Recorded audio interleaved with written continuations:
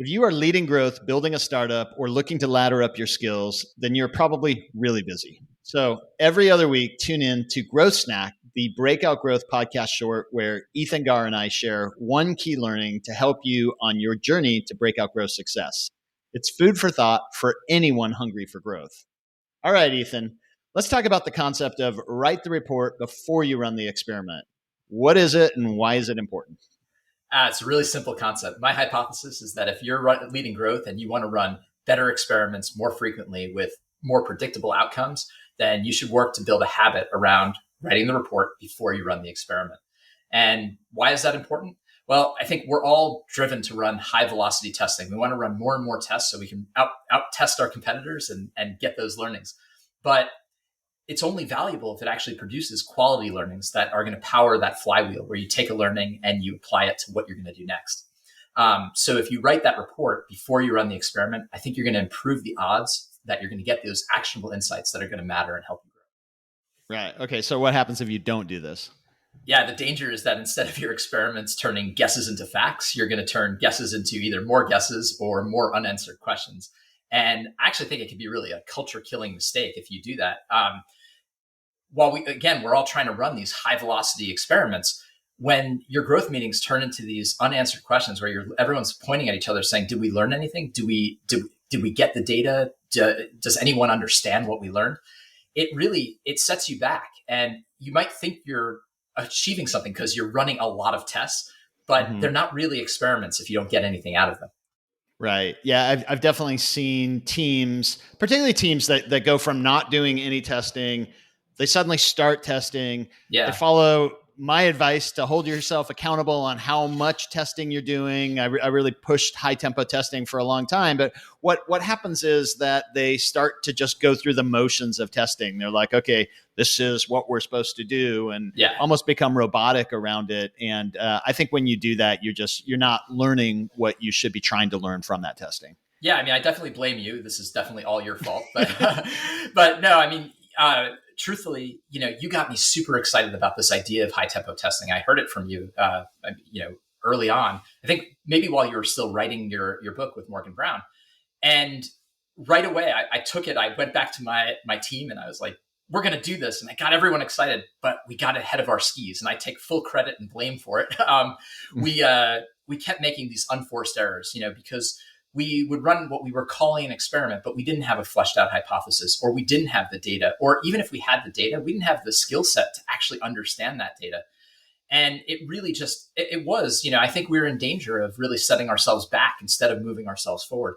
And I remember I was chatting with our director of engineering at the time, and he was telling me about test-driven development, which is this idea. And I've stole a lot of this from this idea of test-driven development, where you write your test case before you write your code. And you do that because it has these forcing functions. It forces you to make sure that you're just writing code that meets the requirements instead of adding stuff on top of it that's irrelevant, or writing stuff that's just irrelevant because you got excited about something else. And it also has this neat forcing function of getting teams talking to each other. People, talking, why are we doing this? Why does it matter? And, so I just sort of stole that and turned this into this thought on report-driven testing, where you write the report before you write the experiment. And as I piloted it with teams, I've really seen it make an impact. Yeah. this is really consistent with something we teach in the Go Practice simulator, which is when you're creating an experiment and you're building an experiment document, one of the key components of that document is, what are we going to do based on the results of this experiment? And it's often one of the most overlooked areas of an experiment document. And it's something I really learned from Oleg and have put into practice and seen the value of that. But it actually reminds me of one of my favorite books over the years, 7 Habits of Highly Effective People, from Stephen Covey, where he talks about begin with the end in mind. And so I think if you're really intentional about what you're going to do based on the learning from a test, you're much more likely to run that test in a way that you're going to get that learning. And the learning really comes from the report. So this fits really nicely with that concept of what is the outcome that we're shooting for? What are we going to do based on that outcome? And let's make sure that we know exactly what we're going to use in terms of information to make those decisions. Yeah, and I think Oleg is really good about sort of running that sort of, helping you understand how a systematic approach to this can really drive that end goal more efficiently and more effectively. It's one of the things I really loved about Go Practice. But I think with that too is when you start with that end in mind and you know where you're going, it just makes the whole process easier. I mean, if you think about it, like you and I are very anti-bureaucracy. I don't want people to write extra reports and extra documentation.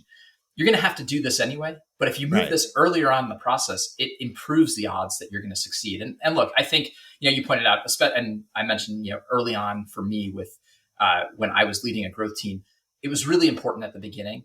And I think for most teams, this is going to be just good growth hygiene. It'll help you just run more effective experimentation. But obviously, if you have a really highly tuned experimentation process, I mean, if you're Kieran Flanagan at HubSpot or Morgan Brown, your co-author of Hacking Growth at Shopify, we've talked to them. They have incredible tools available to them to do just awesome experimentation. If they don't do this ahead of time, they might be okay because they have those tools. They have all the infrastructure to support their experiments. But especially if you're getting going in this, I think this is just one of those simple things you can do to really improve your odds of success. Yeah. So this is really a quick introduction to this topic, and as we talk about with Growth Snack, we're really trying to have this be food for thought that gets the wheels turning, so that you start to look for ways to improve how you and your company are approaching growth.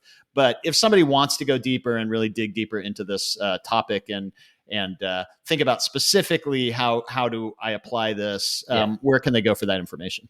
Yeah, I mean, I've put a lot of thought around this, and I actually wrote a short article on our shared website, breakoutgrowth.net. It's called Write the Report Before You Run the Experiment. So easy to find if you go to our blog.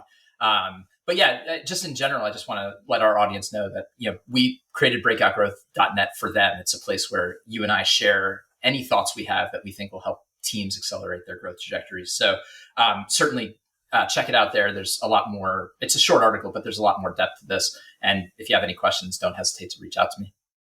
Absolutely. So that's our first growth snack. This is something that is something we're hoping to do on a regular basis as part of the Breakout Growth podcast, but just a short version of it. I consider it a pilot. So we really want people's feedback on that. And if it's positive, that's great. We'll keep doing it. If you don't find it valuable, I think that's important as well.